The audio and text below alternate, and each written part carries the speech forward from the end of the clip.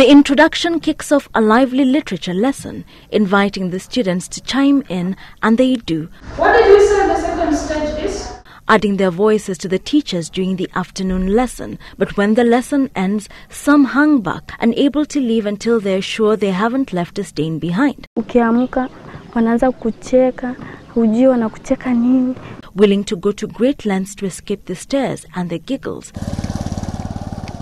A situation that makes them vulnerable, willing to barter for their dignity. Education often offers a way out for students who find themselves stuck in a cycle of grinding poverty. For a section of female students in Busia, however, it is the quest to acquire the personal items that they need in order to remain in school that sees them go down the road to teenage pregnancies, costing them their dreams.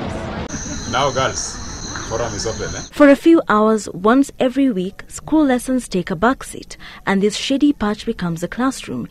Here in a club they call the Safe Space, run by a local NGO in different schools around Busia County, the students learn about life. With only counselors listening, they discuss the hardships they face as they struggle to get an education. In 2015, the National Housing Survey found that Busia was one of 2 counties with the lowest monthly incomes. Households in this farming community earn an average of 3,000 shillings every month, parents struggling to provide even the most basic items. Sasa kama nyumbani, just be sure of food, lakini kama ni mavazi, unajitegemea. Yet, like many girls their age, they long for the good things, fairly simple personal hygiene items in their case. Maybe as for me here, I only use jelly, and some of my classmates, they apply lotions. For the neediest of students, however, even the most intimate of items become luxuries. It is where we have placed the girl child and where we have placed the woman in this community. Kind of, they are regarded like they are so low and their needs are not important. Kitu kama pants, unaweza na kuambia mimi siwezi nikakununulia nguo na wewe ni mtu mkubwa. And just like that, girls on the cusp of adulthood are thrust into the role of provider. Kuna unapata mzazi amekuambia wewe tafuta visoda. Sasa hata hapo tunajiuliza sasa sifanyi kazi, anataka nitoe wapi pesa? They're forced to devise ways to cope during their monthly cycle, sometimes cutting up rugs or beddings to use. Others simply find it easier to stay away from school on those days. Kama ametumia hizo rugs, mwalimu anapofunza huko mbele hata kaa comfortable. Yani mwalimu anafunza na yeye anajifinya. Concentration yake haiko kwa mwalimu, hako tu labda ishafika kwa skirt. Rangi ya sketi yetu inaonyesha hiyo hedhi. Na ukiwa huko nyumbani unavaa nguo yenye una feel like maybe utavaa skirt ya black na hiyo skirt huwa ionyeshi hedhi. Sasa mtu atasema haina haja niende shule, juu hata hivi raka utapata kila time ukiwa nyumbani.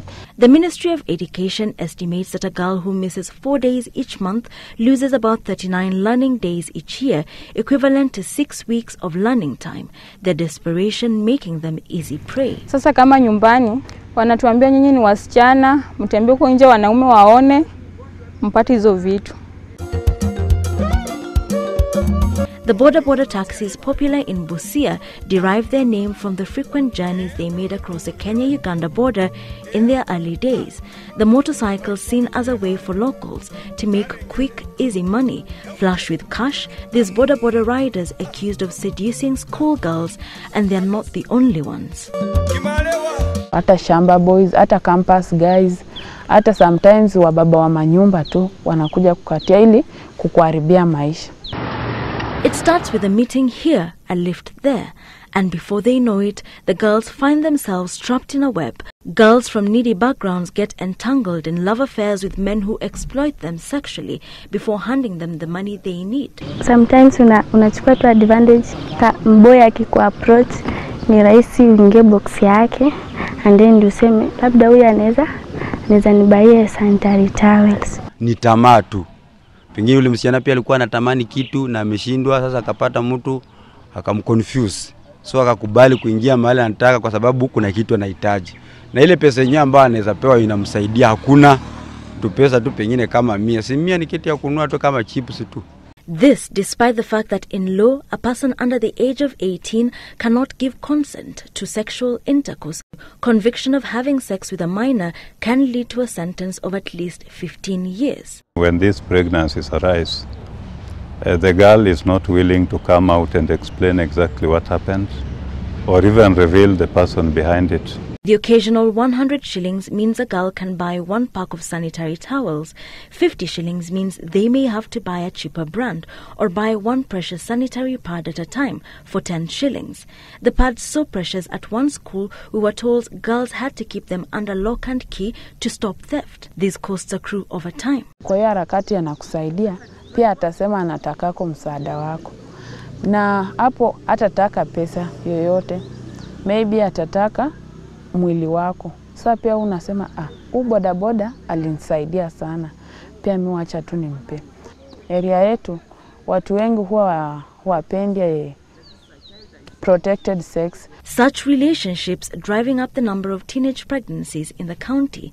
In 2016, Busia County reported over 9,000 teenage pregnancies, the highest percentage of girls impregnated nationally. Again, when this girl gets pregnant, the same parent who sent her to go out and look for the sanitary towels and her basic needs is the very one who will chase her away from home.